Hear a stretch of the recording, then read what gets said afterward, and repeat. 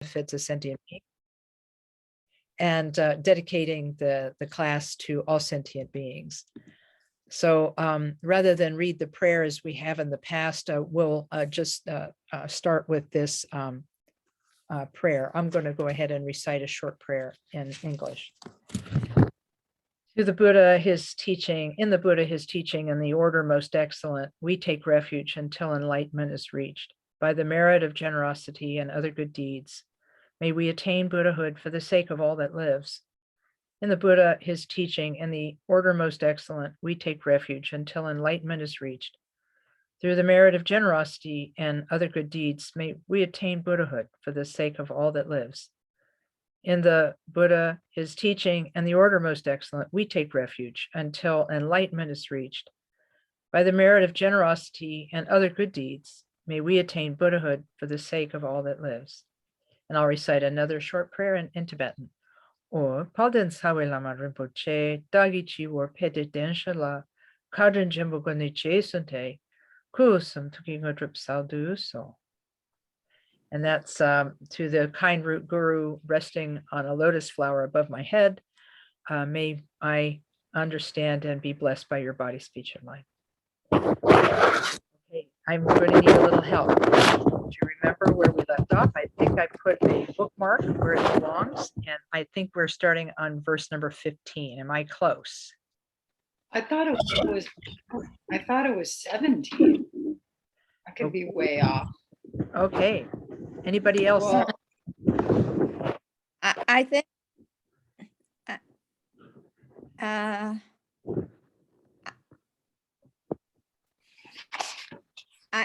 I have number 16 that we hadn't started 16 yet, and so I don't know if you wanted to say anything more about 15 before we went on. Yeah, I think maybe what we'll do is, even if I'm backtracking just a tiny bit, it will be quickly. It will go quickly. I have a little tape flag that has Santa Monica KTC written on it, so that's where I placed it. I placed it at 15, and so what might be is that it might very well be that I chose to start back by one verse in order to help us give context. As you know, this prayer that is a powerful teaching all by itself was written by the third Karmapa as an inspiration to summarize the path of Mahamudra, and also to give a really profound view into the meaning of Mahamudra. And so in verse number 15, I'm sorry, in the previous verses number 12, 10, 11, 12, and 13, he's talking about the view, the meditation and the action and the ground, the path and the fruition of Mahamudra. He talked about these things in these previous verses. And then he sort of summarizes it in verse number 14, where he summarizes that everything is mind by saying everything is mind. Appearance is mind. Emptiness is mind, which they seem to be polar opposites. And yet these things are all your mind. Both realization is mind and confusion is mind. Birth is mind. Cessation is mind, meaning by birth, birth is shorthand for samsara. And then cessation means the cessation of samsara is mind. And then may all doubts about mind be resolved. And so all of those previous verses talking about the view of Mahamudra, he summarizes in verse number 14 by saying everything is mind. And there's nothing that is outside of mind. And so, and in fact, I think the previous verse, I think if I remember this correctly, yes, number 13, he said, not realizing the nature of mind, one circles in the ocean of samsara, but realizing this is no other than enlightenment itself. Nothing is affirmed or negated at all. May we realize the essential point of the Dharmata, which is the ground of everything. So, so in 13, he gives a basic summary about our situation, saying all of these things I've taught just now, he says, not knowing them, we circle and in confusion. but knowing this is none other than enlightenment. And I think last time we talked about the profundity of the Karmapas, the 17th Karmapas committee, translation committee's translation of the line, nothing is affirmed or negated at all. In their version of it, it says, everything is this, there is nothing that is not this. In other words, everything is mind, everything is emptiness. There is nothing is outside of this. And that's why that last verse really makes a lot of sense. May we realize the essential point of Dharmata, or the ground of everything. So in any case, now in verse 15, now that we've finished talking about the view and the fact that knowing this is, not knowing this is samsara and knowing this is enlightenment, now he says, well, maybe it's time that we started meditating, now that we've been talking about the view so much. So how do we determine this by meditating upon it? So let's see. Do I need to have the book on the screen? Do people want to see the book page on the screen? Does anybody need that? I think I might do it anyway, just for me. Now I got to do, because I dug it up. Where did it go? I've been having, oh no, that's not it. Well, it looks like I don't have it handy. I thought I had put it up, but it looks like not. Okay, well, another time. The idea is that by meditating upon it, we can actually come to understand it. So I'll go ahead and read verse number 15. Not corrupted by the efforts of mind-made meditation, and not blown by the winds of everyday busyness, may we know how to rest in unfabricated innate spontaneity and skillfully maintain the practice of the truth of mind. And Trungpa Rinpoche's first paragraph of explanation says, if we meditate on Mahamudra, we meditate by resting in the true nature of mind in a relaxed way. If, however, he says, we think, using my mind, I will make it clear, I will make it peaceful, I will make it blissful. He said, we are fabricating something from the mind rather than just resting in what mind is. So that's what he means when he says not corrupted by the effort of mind-made meditation. In other words, we're not intellectualizing our meditation. We're allowing the mind just to rest as it is. And yet, he said, we're also not blown by the winds of everyday busyness, meaning the confusion of following all of the thoughts that assault us every day in our mind.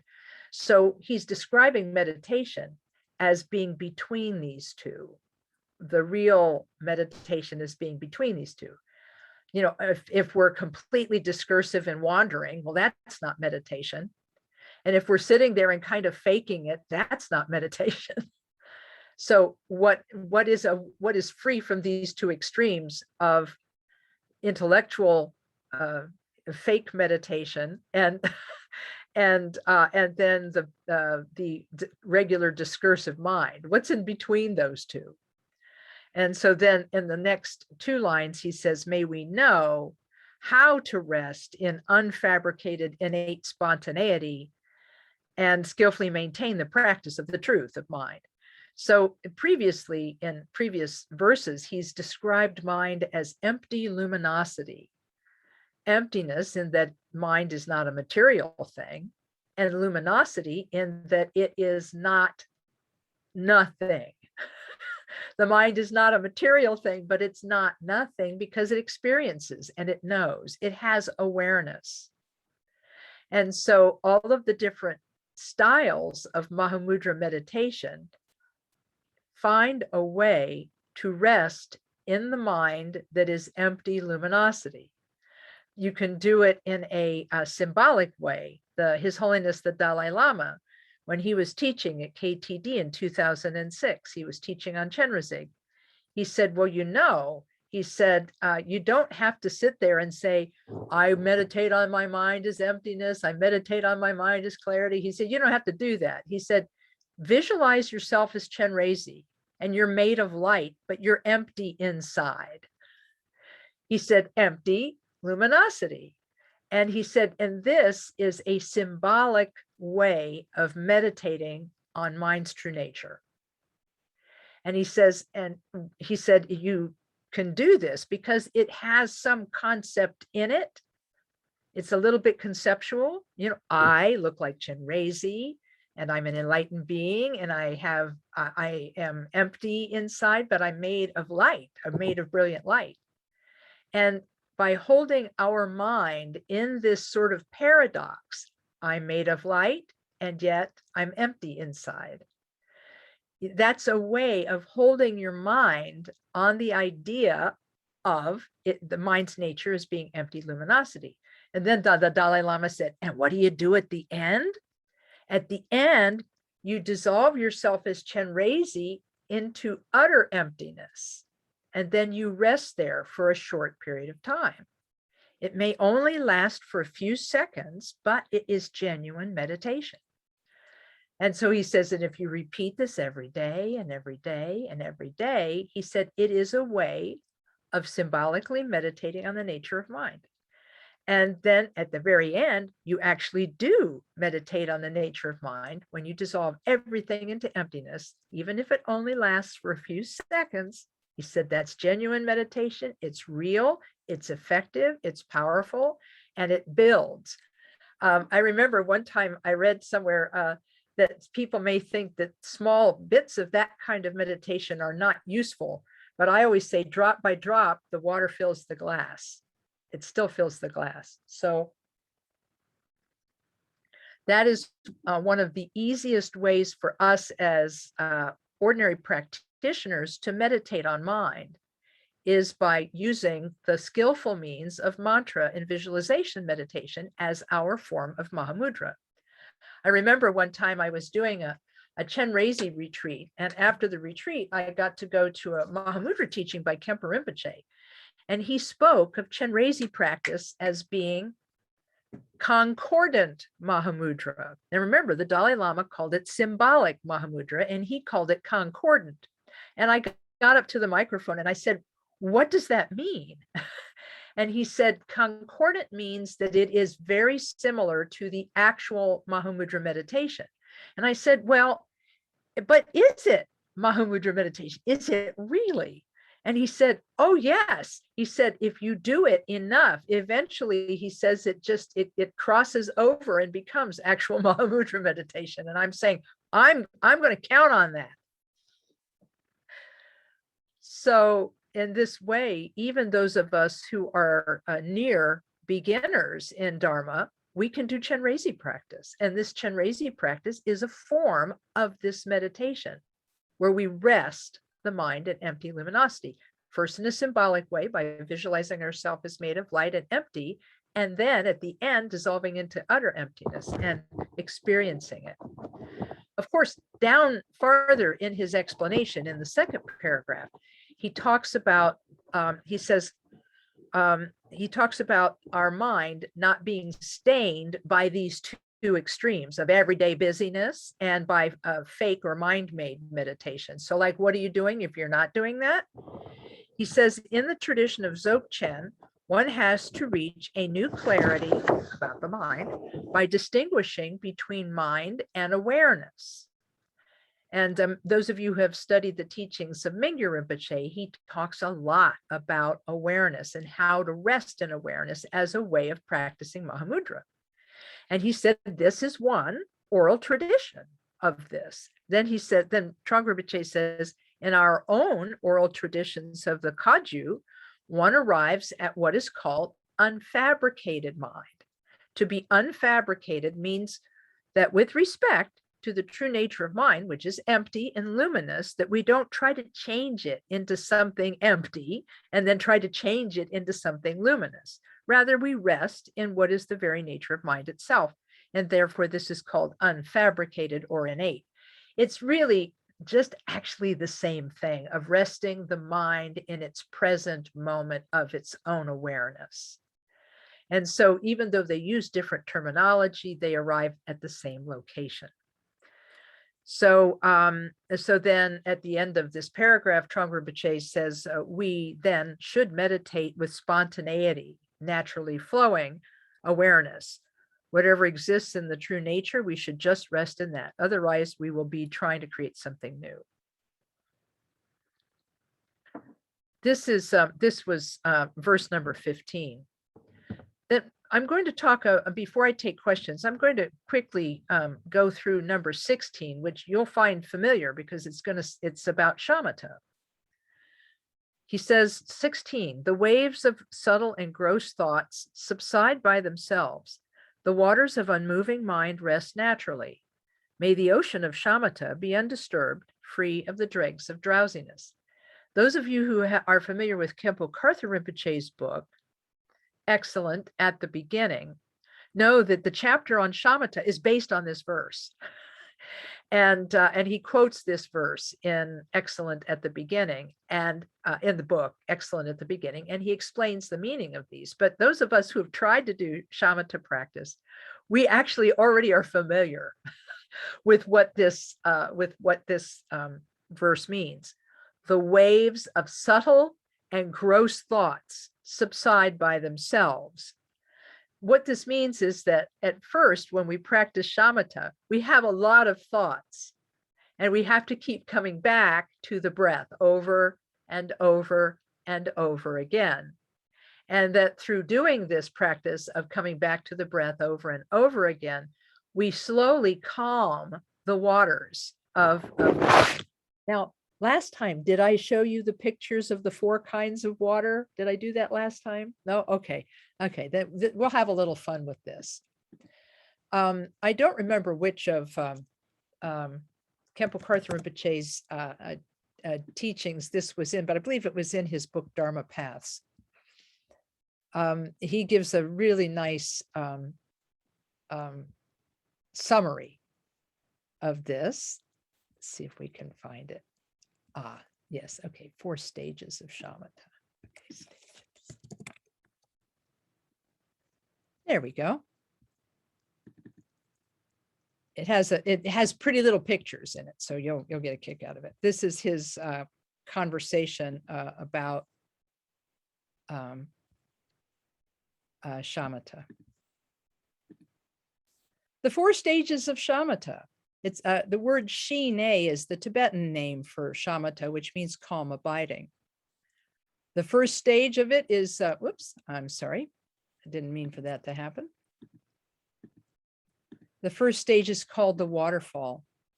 There's tremendous activity going on in the mind, like water constantly pouring down in a waterfall.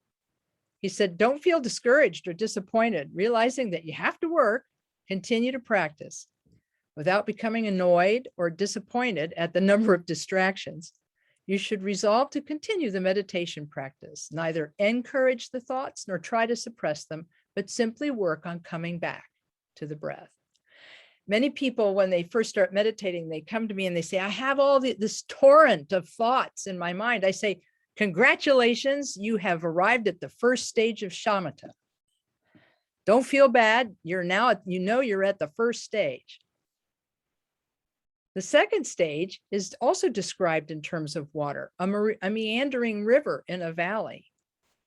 Sometimes the valley is wide and the ground is level, so the water runs smoothly. Sometimes there's a turn or the ground is uneven, so there's play and activity in the water. While thoughts are still arising and you still encounter distractions, they're not as frequent and not as gross or powerful. You're not so shaken by the distractions and are able to come back to the breath quite easily. Sometimes you're able to follow the breath for some moments without any distractions. Again, you're able to come back to a stretch of calm and tranquil mind, staying focused on the technique of following the breath. So this is the second stage of shamatha, the meandering river. The ocean with waves is the third stage. He says, while most of the time the ocean is tranquil, once in a while, a large wave arises and then settles back into the ocean. For a time, the ocean takes a rest. After a while, another wave arises, and again, it goes back into the tranquil ocean. You're able to maintain the awareness of following the breath most of the time.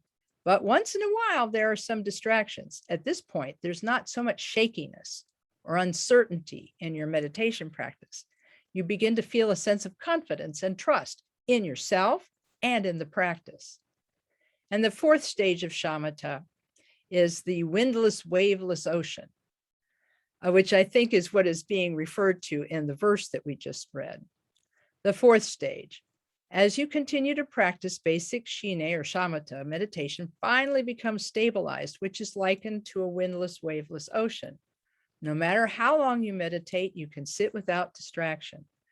There may still be some subtle thoughts, but they don't take you away from following the breath. To reach this level requires consistent and diligent practice over a long period of time, going through the various stages. So I wanted to share that with you and put it on the recording because I've benefited a great deal from this explanation. So in the text, it says, the waves of subtle and gross thoughts subside by themselves. The waters of unmoving mind rest naturally. May the ocean of shamatha be undisturbed, free from the dregs of drowsiness. So this is how our practice of Mahamudra begins, with simple shamatha and returning again and again. Then in verse 17, he talks about vipassana, or insight, which is called hlaktong in Tibetan. And what do you do in hlaktong? He explains in verse 17, looking again and again at the mind that cannot be looked at. One sees clearly, just as it is, the truth of not seeing. Resolving any doubt as to how it is or is not, may we recognize our own unconfused nature by ourselves. This verse is very clever in the way it's stated in the Kaju Munlam prayer book. I may or may not be able to find it. I had it up earlier and then I moved it. Yeah, okay. Yeah, I'm not going to be able to find it. But it basically says, looking again and again at the mind that cannot be looked at, nothing to see is clearly seen as it is. It sounds like double talk, but what the meaning of it is that mind itself, as we have heard through the various descriptions of the previous verses, mind is not a material thing, and yet it's not nothing. And so this idea of this of the mind being something that cannot be there, it's not a material thing, and yet you can experience it. You can experience its awareness. And so being able to do this is looking again and again at that which cannot be looked at, meaning the mind, because it's not material. Nothing to see, which is the mind, empty, luminous. Nothing to see is clearly seen as it is. It's very clever. I like the English that they worked with in that. Resolving any doubts about how it is or is not, may we recognize our unconfused nature by ourselves. You remember that I shared that in Khenpo Karthar Rinpoche, although he praised the idea of the pointing out instruction, where a master meditates and instructs a student on how to meditate on Mahamudra, and they meditate together, and then the student will sometimes have an experience of their mind that is different, he said it's much better to do this kind of meditation instead, this looking at the mind again and seeing nothing, looking again and seeing nothing. He said, if you do that over and over again, you will actually become gradually convinced that that is exactly how it is and that there's nothing more to it than that. And so as a result, he said, you uncover your mind's nature by yourself. And it's more effective because you get the confidence of doing it yourself. But what it takes is it does take working with a teacher, so that in case you get funny ideas, like, I think I saw it, but it was like this. And then the teacher says, no, it's not like that. And then the student says, okay, well, how about this? And it's like, no, it's not like that. And then how about this? And the answer is, that's it. And so on. So being able to do this gradually over time, and doing it in the right way. Remember, it's got to be not busyness, not everyday busyness, and not mind-made meditation. It has to be just the mind's awareness as it is. And that's why he says you resolve doubts by looking again and again and again and again. Because if you look again and again and again, and you always see the same thing, it's going to slowly dawn on you that that's how it is. And it doesn't have to be difficult. It doesn't have to be troublesome or difficult. And then before we go on to verse 18, I'm curious what folks think about this so far. I think it's pretty straightforward, shamatha and so on, but do you have any questions or curiosities you can unmute and ask? Or What are the names of the two things that are that you were talking about in for 17? The Tibetan name and then the other name. Oh, sure. Yes. Number 17. Let me see if I can type it into chat so I can get the spelling. I might get the spelling right. I have to copy the spelling out of Trungpa Rinpoche's book because I can never spell the Sanskrit name. Okay, let's see. Vipassana. There it is. Vipassana. It looks like Vipassana, but it's Vipassana. And then what was the Tibetan name? Oh yeah, it's Lhakthong.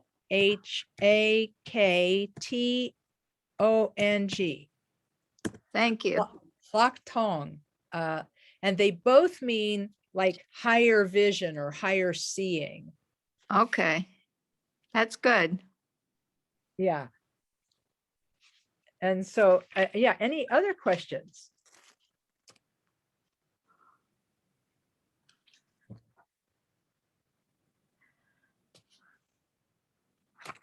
Okay, then we'll push on. We have a little bit more time. Verse number 18, the subhead is called Penetrating to the Root. And so it's not just that we're not just going to meditate by looking at our mind, although that's great. And we are going to do that. And we're going to continue to do our practices such as Chenrezig and so on. We'll keep doing all of these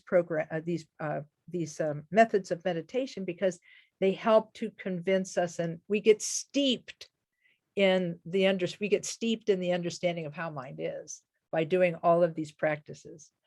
Tonglen, Chenrezig, Nundro, all of those practices again and again. Well, then now he's going to talk about post-meditation practice, what we're doing when we're not sitting. He says, looking at objects, one sees no objects, but just mind. Looking at mind, there is no mind. It is empty of nature. Looking at both of these, clinging to duality is self-liberated. May we realize the true nature of luminous mind. Again, the cleverness of his language and how he uses language that sounds a little bit contradictory, and yet it's actually very clever wordplay to help us hold our mind in a place that's in between. All of these things are about being in between and holding our mind in a place in between. Looking at objects, one sees no objects, but just the mind. Looking at mind, there is no mind, and so on.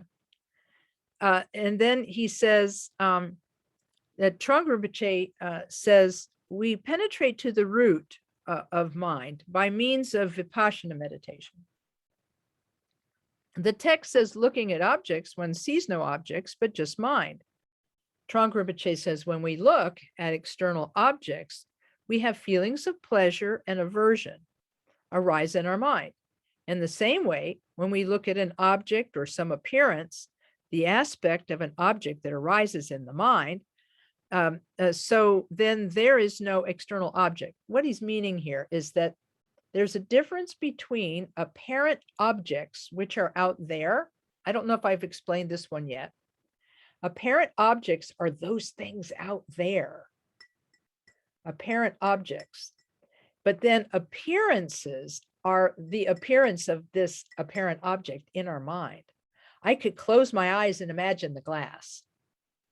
That's an imaginary glass of water in my mind. I could go to sleep and dream this glass of water. And this is also, that would also be happening in my mind.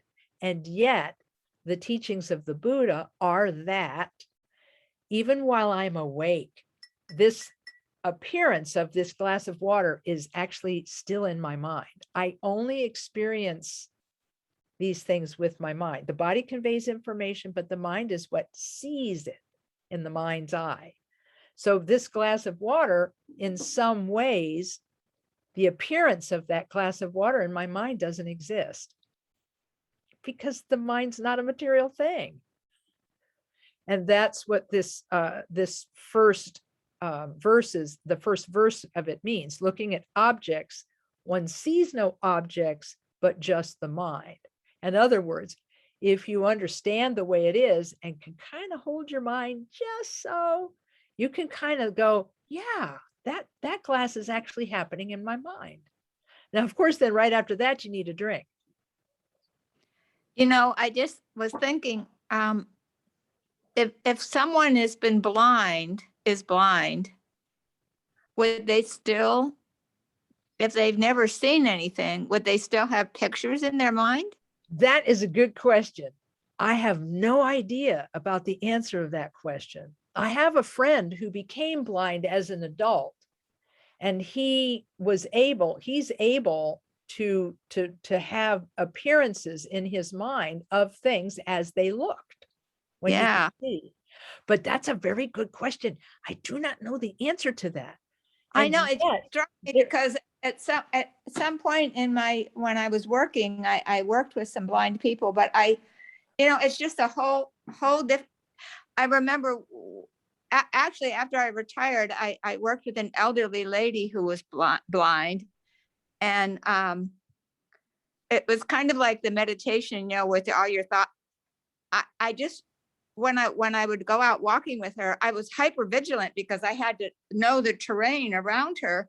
Mhm. And then you start to get relaxed, and then when we would go to eat, I remember one of her friends said this to me, and it was very helpful. You would tell her what's on her plate by she knew about a clock.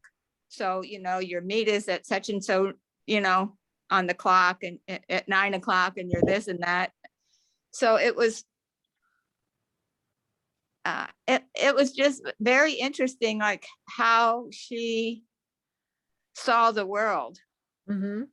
in essence. Because I can remember, like, one day when we were driving, she said she could just see like shadows, kind of a little bit of and so she just she saw the shadows of the palm trees in California, and she just, and so through her eyes, it was just like viewing the world in a whole new way, like, wow, Mhm. isn't that incredible, Mhm. I think that even if a person couldn't see, they would have some concept of an object in their mind by how they Yeah. feel, the taste of it, how it sounds. So my guess is that there are some mental conceptions that happen in the mind, that arise in the mind, that might not be visual appearances, but they're appearances nonetheless. For example, in Mahamudra texts, they say that appearances are not just visual. There are appearances of sound, there are the appearances of taste and touch and And there are Ah, also mental appearances, which are thoughts, feelings, emotions, and so on, yeah. perceptions, and so on. And so I'm guessing that all of these concepts in the mind are appearances of a sort, because they say visual appearance, but they also hearing appearances, smell appearances, even though they're not visual, they still call them appearances.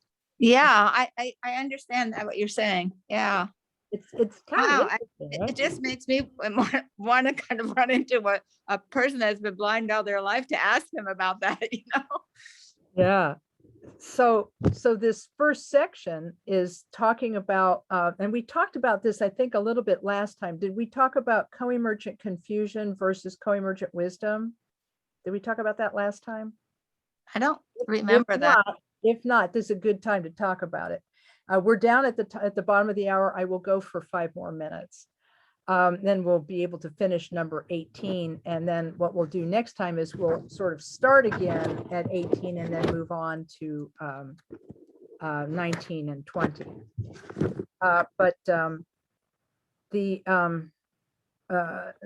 So I'm sorry, I lost my train of thought there momentarily.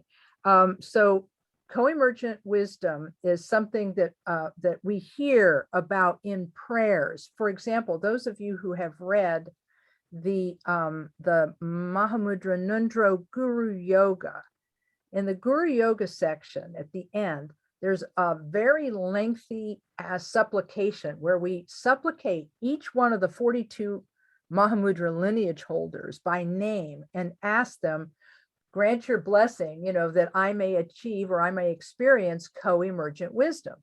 And people ask me, well, what does that mean? What does co-emergent wisdom mean? What does that mean? And the only way I could explain it was to create an example that was the opposite. So I said, well, it might be hard to understand what co-emergent wisdom is, but let's talk about the way we experience the world right now, which is co-emergent confusion. I said, oh, yeah, because I made this up. This is like not like from a Buddhist book or from a Buddhist teacher. I made up the whole idea of co-emergent confusion, but it's a concept that helps us to understand the other thing. So let's go back to our glass of water. We think of this glass as being real, solid, permanent, and changing. We might like it, we might dislike it, we might be indifferent to it. Those are the 3 mental poisons: attachment, aversion, and ignorance.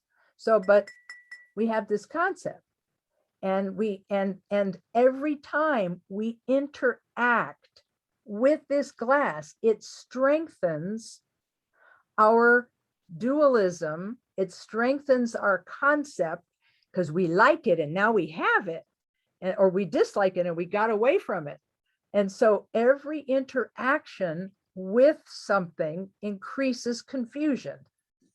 It just solidifies the idea that it's real. Okay, now, what if that's co-emergent confusion? I mean, like the instant we have a perception, the moment we perceive anything, it's instantly solidified. Like we don't even have to have training in this. We don't even have to study how to do this. We just do it automatically.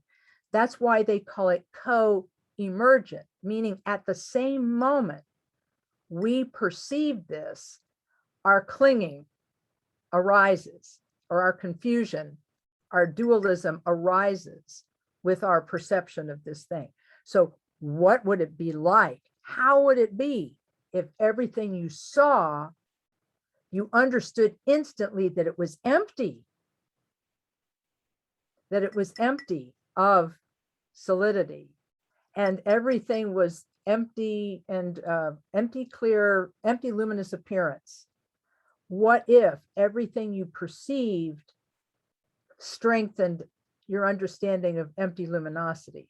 That would be wonderful. That would be, and that's what they mean by co-emergent wisdom. The instant that you perceive something, you instantly know that it is empty. And this experience of co-emergent wisdom is the experience that helps us toward awakening. Now, we're not there now because I don't know about you, but I'm pretty much mired in co-emergent confusion.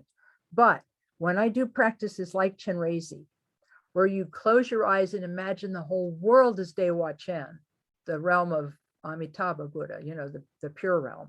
And you imagine that every being in it is Chenrezig, made of light and empty. This is a way that we begin to entertain the notion of co-emergent wisdom. It starts like that. And so by being able to do this sort of practice again and again and again, we have the idea of what co-emergent wisdom must be like. And so that is what is being, co-emergent wisdom is what is being described in verse 18. Looking at objects, one sees no objects, but only mind. That's what it must be like. Looking at mind, there is no mind. It is empty of nature. Looking at both of these, clinging to duality is self-liberated. In other words, and let me give a mental example. It's easier. You're having a thought, you're doing your meditation, you're having a thought, and suddenly you realize you're thinking. You say, oh, I'm thinking. Let go of the thought, return your attention to the breath. Where'd that thought go? Where'd it go? It disappeared. And when you watch that happen for the first time, it's amazing. You see a thought and you see that thought absolutely disappear, like it was never there. That is something that you could call self-liberation, because when you look at that thought, you turn your attention directly to that thought. Sometimes you don't even have to label it thinking, it just disappears. Because when you're inside the thought and letting it think you, like, oh, this bad thing happened, or oh, this good thing is going to happen, you're inside it. But once you step outside of that thought and look directly at it, as though we were an outside observer, it does disappear. And this is called the self-liberation of a thought, because you're not inside it anymore, you're outside of it. And when you're outside of it, it falls apart. And that means the thought liberated your thought liberated itself. In other words, by turning your attention to it, it disappeared and showed you its basic nature. That's it. It's much easier to do with thought than it is to do with this type of perception. But wouldn't it be great if we could arrive at this kind of co-emergent wisdom? So this verse is describing the process and the experience of co-emergent wisdom. Looking at both, clinging to duality is self-liberated. May we realize the true nature of luminous mind. So I have to stop teaching. I ran out of water. But you can read Trungpa Rinpoche's really masterful description of this in the book, and I encourage you to do that. And we'll start with Trungpa Rinpoche's explanations next time, okay? So that's where we'll start next time. And then it looks to me, there are 25 verses in this prayer. And so it looks to me like 2 more sessions we'll do it. We'll be able to finish it with 2 more, because we'll be able to do 18, 19, 20, and maybe even to 21. And then the next session would be 22 and 22, 23, 24, 25. So I think we're going to be able to get through it. That's my best guess. Once again, thank you. I held you after class. We did not have to clap the erasers. It's good. Thank you so much for your attention to this, and I hope this is useful and that you're able to continue your practice and the Bodhisattva motivation and benefit beings. So sorry we couldn't do more questions tonight, but if you Thank you, Lama Kathy. yeah, if you have some, you can write them down and we'll start with them next time. I'll recite the dedication prayer. Through this merit, may all achieve the omniscience of Buddhahood. May it defeat our common enemy, wrongdoing. from the stormy waves of birth, old age, sickness, and death. From the ocean of samsara, may we free all beings. May we free all beings. May we free all beings. Thanks, everyone. Thank you, Lama Thank Kathy. Thank you. Take Thank really you. good care. Yeah, take care and be safe out there. Thanks, Thank you. everyone, for joining.